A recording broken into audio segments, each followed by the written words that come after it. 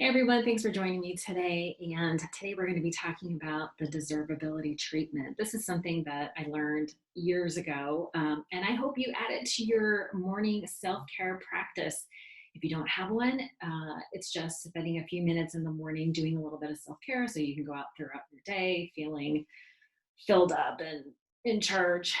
So what I'm going to read you, I'm gonna show it to you. So it's called the Deservability Treatment. I got this like 20 plus years ago. I got this when I first got into recovery. I started going to retreats early on. I learned to invest in myself early, and I'm so glad I did because hell, the retreat that I went to probably cost less than, a binge night of drinking anyway.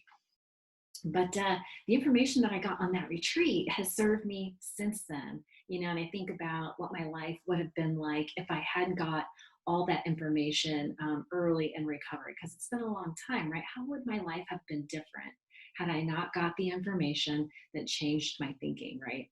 So, and I also want to point out that it's not selfish to do self care. It's actually selfless, and that might sound wrong at first, right? Like you might have this knee jerk response, like investing in yourself is selfish, right? But here's why it's not, because especially as moms, it's like, what are we teaching our kids if we don't teach our kids to have good self-care practices? What happens when they see us, letting somebody walk all over our boundaries? What are we teaching them if they see us burned out? What happens to us when we get burned out?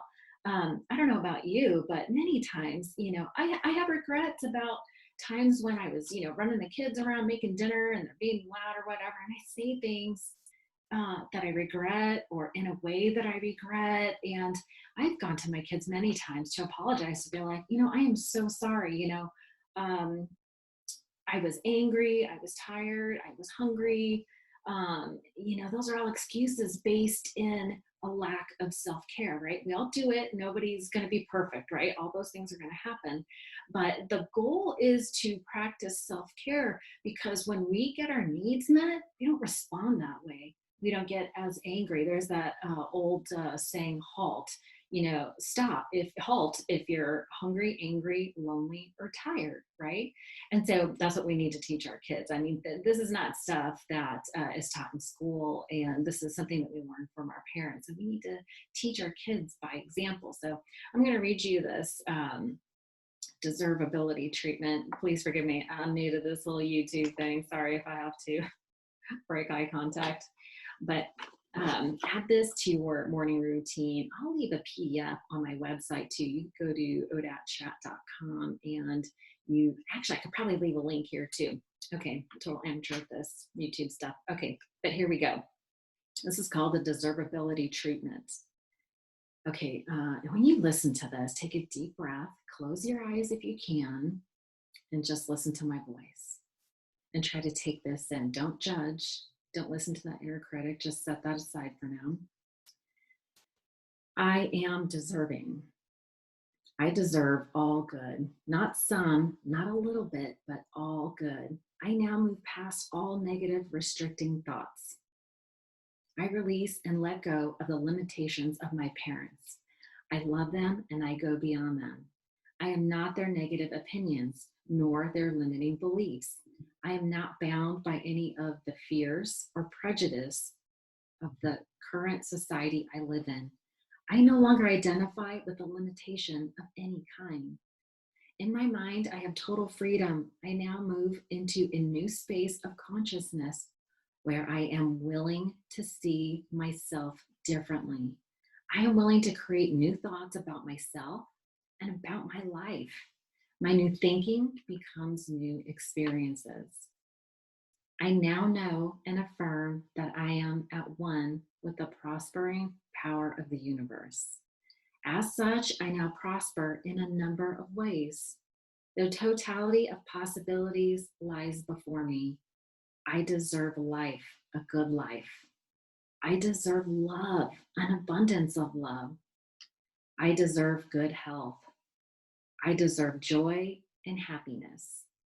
I deserve freedom to be all that I can be. I deserve more than that. I deserve all good. The universe is more than willing to manifest my new beliefs, and I accept this abundant life with joy, pleasure, and gratitude, for I am deserving. I accept it. I know it to be true.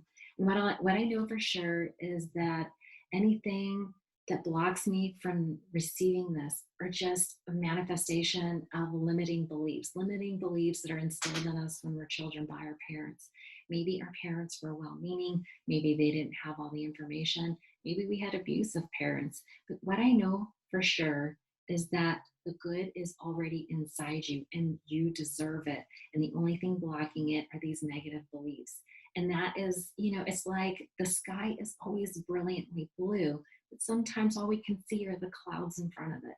So I just want you to know that there is a process of removing limiting negative beliefs, that change in the way you think about yourself is possible. And, I recently read Brene Brown. She talks about how empathy is the antidote to shame. And we need to apply that to ourselves too. We are so hard on ourselves. We have so many expectations of ourselves. And I would just ask you to consider treating yourself as you would your own best friend. Would you talk to yourself? Would you talk to a friend the way you talk to yourself? Probably not. You probably wouldn't have any friends if you talk to others the way you talk to yourself. So I hope this is giving you something to think about, and hopefully you can add something like this to your practice. Just know that you are worthy, you are deserving, and it's just a matter of rewiring your brain and training your subconscious mind so that you can believe these. And once you believe these, your thoughts change, and once your thoughts change, your actions change, and then your life changes. So anyway, I hope that was helpful. Don't forget to subscribe so you can get more messages like this. I'm doing this every Tuesday. So I just am happy that we were able to spend some time together, and I'll see you next time.